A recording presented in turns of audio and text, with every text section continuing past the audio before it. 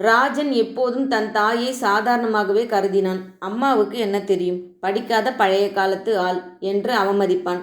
தன் உத்தியோக உயர்வு, அதிக சம்பளம் எல்லாம் தன் தனிப்பட்ட திறமையால் வந்தது என்று நினைத்தான். தன் தாய் அப்பா இறந்துவிட்ட நிலையில் தனி ஆளாய் உழைத்து தன்னை படிக்க வைத்ததை அவன் ஒரு பொருட்டாய் நினைக்கவில்லை.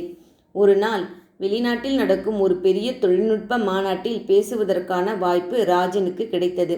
அலுவலகத்தில் பல போட்டிகளுக்கு நடுவில் அவனுக்கு இந்த வாய்ப்பு கிடைத்தது. தனக்கு கிடைத்த வாய்ப்பை எண்ணி மிகவும் மகிழ்ந்து போனான். ஆனால் கடைசி நிமிடத்தில் அவன் அந்த கூட்டத்தில் பேசுவதற்காக பெரும் முயற்சி செய்து தயாரித்திருந்த தொழில்நுட்ப ஆராய்ச்சி கருத்துக்கள் அடங்கிய கோப்பு காணாமல் போனது. என்ன செய்வது என தெரியாமல் குழம்பிக் கொண்டிருந்தான். வீட்டிற்கு வந்த ராஜன் மிகவும் சோகமாய் அமர்ந்திருந்தான். என்னப்பா, தலைவலிக்கிறதா? இந்த காஃபியை குடி என அன்போடு கொண்டு வந்த காஃபியை வாங்கி வீசி எறிந்தான். அவன் அம்மாவிற்கு ஒன்றுமே புரியவில்லை. என்ன ராஜா, ஏன் இப்படி இருக்கிறாய்? என்ன ஆச்சு? ஏதாவது சொன்னால் என்னால் உதவ முடியுமா என பார்ப்பேன். போய் தொலை. உன் மரமண்டைக்கு என்னோட கஷ்டம் எப்படி புரியும்?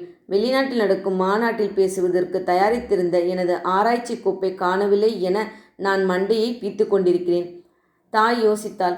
உடனே மகன் அன்று மறந்துவிட்டு சென்ற அலுவலக கோப்பை தான் பத்திரமாக எடுத்து வைத்திருந்தது நினைவு வர, இதுவா தம்பி என காண்பித்தாள். நான் அன்று ஃபைலை மறந்துவிட்டு போகிறாயே என கேட்டதற்கு, போய் குப்பையில் போடு என்றாயே. நான் எதற்கும் இருக்கட்டும் என பத்திரமா எடுத்து வைத்தேன். அந்த கோப்பை பிரித்த ராஜன் அதிர்ந்து போனான்.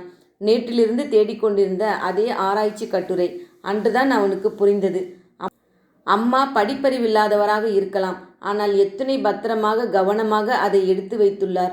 நான் அன்று கோபத்தில் கூறியதை கேட்டு குப்பையில் எரிந்திருந்தால் இன்று என் நிலை என்னவாயிருக்கும்? தன் தவற்றை உணர்ந்து வெட்கி தலை குனிந்து கண்ணீர் மல்க தன் தாயின் கைகளை பற்றி, என்னை மன்னிச்சிடுமா, நீ படிக்காத மேதையம்மா என கூறி விம்மி விம்மி அழுதான்.